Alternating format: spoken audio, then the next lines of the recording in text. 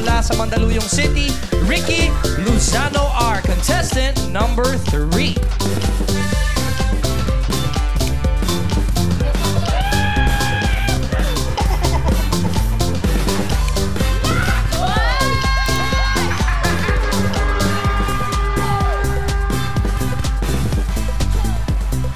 My name is Ricky Luzano, 25 years old. Ang manipakyo ng Mandaluyong City. Dito ka yan.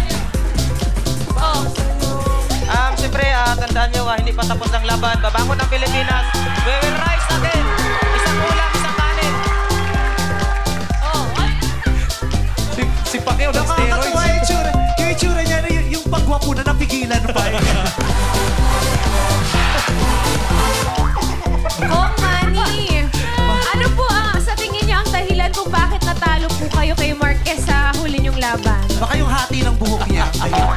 You know, May hati na sa gilid, may hati. about sa fight ko, siyempre,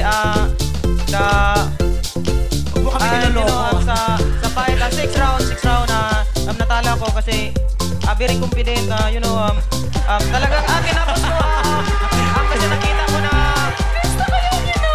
gusto ko na tapusin ang laban kasi nakita ko nagina na si Marquez, mas marami ng tama. Pero hindi ko inasahan na dumating sa akin na natamaan ako ni Marquez ng sulit na tinatawag na lucky pants. Lucky pants.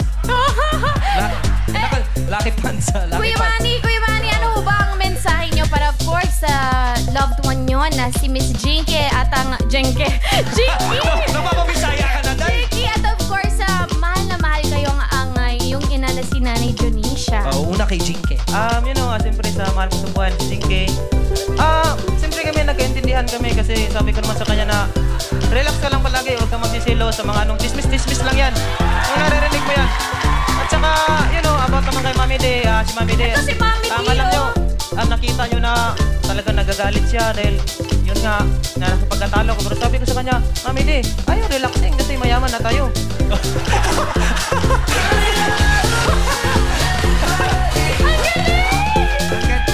Ang matanong ko lang, Manny, ano yung mas nakakahilo? Yung sapak ni Marquez o yung talak ni Junicia?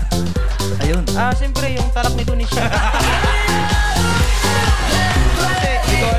Hindi ko alam kung si... John, baka mamaya patanggal mo na naman yung shades. Huwag mo mapatanggal yung shades, ha? Hindi mo pwedeng tanggalin kasi yung shades. Wala ho siyang eyeball.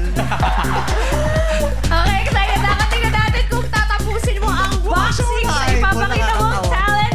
Good luck, Sir Manny! Eto na, once again, from Mandaluyong City, Ricky Luzano,